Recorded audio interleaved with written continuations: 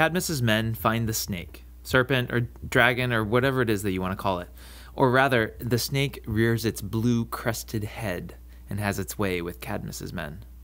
And now they're all dead, devoured by the snake, serpent, dragon, or whatever. The question our hero Cadmus, must be asking himself is, why send nameless attendants to do a hero's job? Let's read through the next 11 lines. Fecerat exiguas iam solotissimus umbras, quae morasit sociis mirator agen renatus vestigatque viros. Tegumen de repta leoni peles erat, telum splendenti lancea ferro, et iaculum tello quanimus praestantior omni. Ut nemus intravit laetateque corpora videt, victoremque supra spatiosi tergoris hostem, tristia sanguinea lambentem vulnera lingua. Aut ultor vestrae fidissima pector mortis, aut comes, inquit ero. Dixit dextraque molarem sustulit, et magnum magno conamina misit. So we need to change the scene from the sacred grove to where Cadmus is currently resting. And Ovid does that very nicely with the pluperfect tense verb fecerat. Remember, he likes to use the pluperfect tense for background and other scene moments. And the chiasmus in this line. Line 51 has a subjunctive verb in it, which you should immediately recognize as being in an indirect question, right? The clause is introduced by a question word, check, and there's a verb of speaking or thinking in the main clause, check. Now we finally get our description of Cadmus, the son of Agenor. Well, not quite, but we do find out what he has with him. First off is his tegumen, his cloak. It's a pellis de repta leoni. And he also has a tellum, a lancea splendenti ferro. A lancea, by the way, is a thrusting spear, a lance, far different from Cadmus's other weapon, a iaculum, a throwing spear. So these three pieces of equipment are very important, especially since he, unknowingly, is about to come face to face with a deadly serpent, snake, dragon, or whatever. So Ovid gives Cadmus one more piece of equipment, an animus that is praestantior omni tello. Notice the ablative of comparison after the comparative adjective here.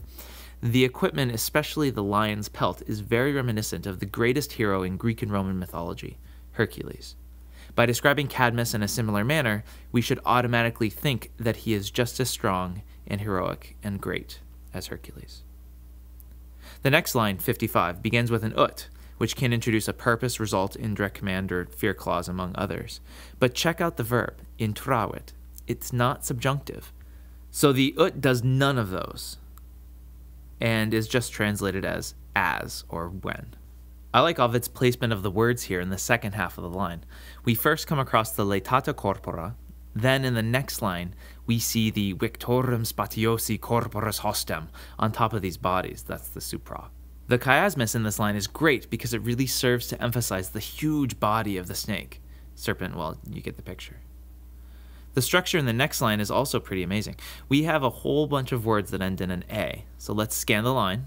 We find out that the A's in Tristia and Vulnera are short. These words are neuter accusative plural, while the A's in sanguinea and lingua are long. These words are feminine ablative singular.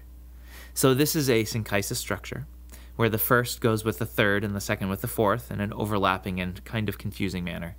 But it's even more cool than you think.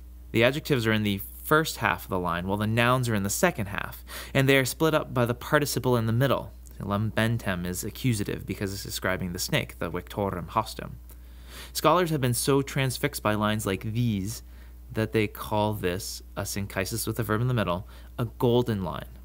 Ovid wouldn't really have strived to make this line, but it's a pretty neat structure and worth mentioning, at least once. Cadmus speaks in the next two lines. Even in classical epic, heroes have to have great macho words. So Cadmus's are pretty good, and he even does it in chiastic structure. So check out the parallels between line 58, which begins aut ultor, either your avenger, and line 59, which finishes up the phrase aut comes, or your companion. Latin didn't use quotation marks for its speech in epic. They hadn't been invented yet. So what your poet will often do is find a way to identify that the speech is over. And that's exactly what Ovid does here with the dixit, which may seem to be a bit redundant since we had inquit just 2 words before. Also, the molarum at the end of this line is modified by the magnum in the next, and this is the object of both sustulit and misit, and Ovid makes this pretty clear by putting the noun in one clause and the adjective in the other. That's pretty neat, I think, especially since Ovid puts the magnum next to the magno, and something that Latin can get away with and English cannot. Okay, let's read through the lines one more time and let your mind fantasize about our hero Cadmus. Fecerat exiguas jam sol altissimus umbras, quae morasit sociis mira toragen noranatus, vestigatque veros. Tegumen de repta leoni pellis erat, tellum splendenti lancea ferro, et jaculum tello quanimus praestantior omni. Ut nemus intravit laetataque corpora vidit victoremque supras patiosi tergores hostem, tristia sanguinea lambentem vulnera lingua. Aut ultor vestrae fidissima pectora mortis, aut comes, inquit ero, dixit dextraque molarem sustulit, et magnum magno conamina misit.